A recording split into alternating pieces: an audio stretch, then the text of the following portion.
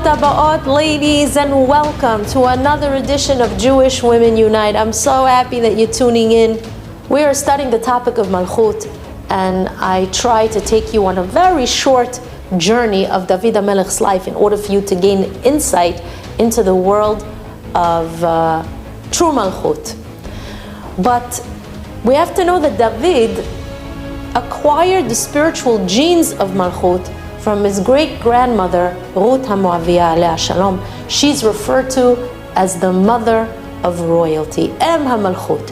What was so special about her among all the other things that we learned about her in school, elementary, high school, sometimes even seminary? And we all know the basic story. As Ruth and her sister, Orpah, remember, they're standing at the crossroads of a field. They're now faced with a decision to follow Naomi to Eretz Yisrael or to return to their palace in Moab and retain their positions as princesses in the palace. You should know, ladies, that in life, we're all faced with the difficult task of making decisions. Orpah's decision to go back to Moab didn't seem like a big decision. After all, think about the reality of what's happening. They're all standing there in the middle of the fields of Moab, in the middle of the wilderness, without a home. There's no food, there's no shelter. What kind of life would this be? It seemed like there was no future for Orpah. So Orpah made a decision to go back. That wasn't an easy decision for her to make, ladies. Many of us may have done the same. If I have an option to go back home and live a comfortable life, why shouldn't I? But as a result of that decision, it changed her life and her family's life forever. Decisions, decisions. You never know which decision is going to be the most crucial and significant one in your life. At the time that you're making a decision, it might not be so noteworthy. But sometimes the decision is so critical that it could make a difference between your eternity and not. Between royalty and not. And this was one of those decisions. Many times, unfortunately, we're not even aware of the consequences of our decision at the time that we're deciding. That's why we have to be so careful. Decisions in life have to be made with great thought, because there are certain decisions that can change your life completely and affect it in a very significant way.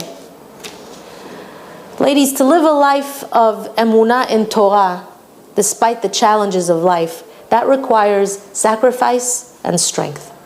The road of Kedusha and of Malchut is not always easy. But if you make a conscious choice to walk with the Kadosh Baruch Hu, despite the odds, despite the challenges, despite what people say, that's what's going to earn you the Malchut.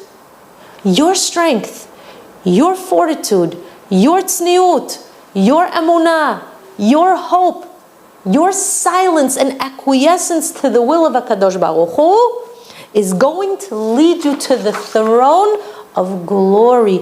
You're going to be crowned with the Keter HaMalchut.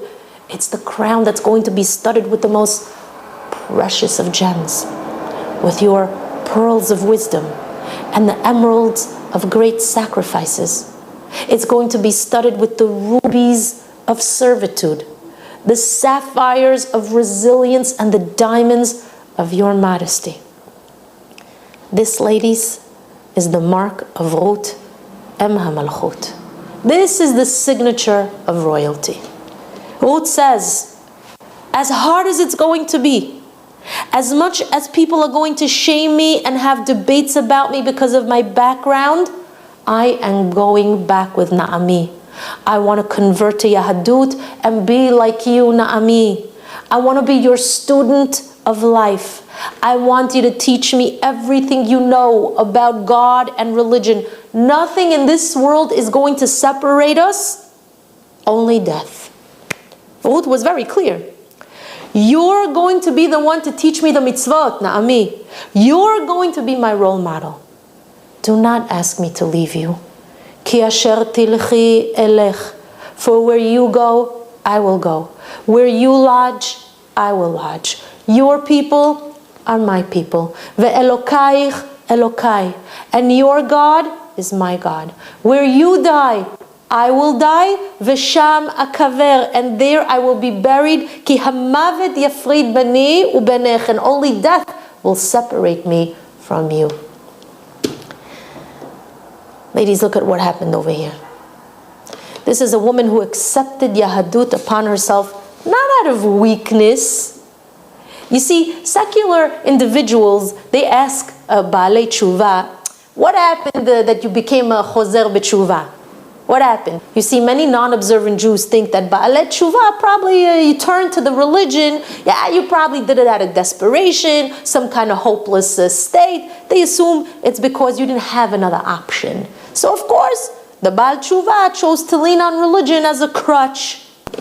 But that wasn't the case in Ruth's situation. She didn't turn to HaKadosh Baruch Hu because she didn't have options. She could have easily gone back home to live quite comfortably. On the contrary, Ruth gave up her comfortable life, the same life that her sister Orpah chose to embrace, and she clung to Naomi, not knowing where her next piece of bread was going to come from. She chose to join Naomi, walking through the lonely and dangerous fields of Moab and all of its hazardous elements. The greatness of Ruth was not that she turned to HaKadosh Baruch Hu out of fear or desperation. Ruth's decision to embrace Torah was not an escape. It was her first option. She recognized the truth of Torah and she couldn't bear the thought of going back to live a life of falsehood, to live a life of sheker, a life of materialism, devoid of anything spiritual, a life of emptiness. Therefore, she turned to HaKadosh Baruch Hu because that was the first and only choice. Ruth embraced Torah not out of desperation because she was weak-minded. Torah was not an escape route for her. It was the emet. And she wanted to attach herself to the emet. That's Malchut. When you're willing to sacrifice everything because you know that the road that you're journeying on is the only one that's going to lead you to the emet. Tune in tomorrow, ladies, for the final part 7 of our series on Malchut. And until then, I want to wish you a day of bracha, hatzlacha, and siyata dishmaya, and tremendous moments of Malchut.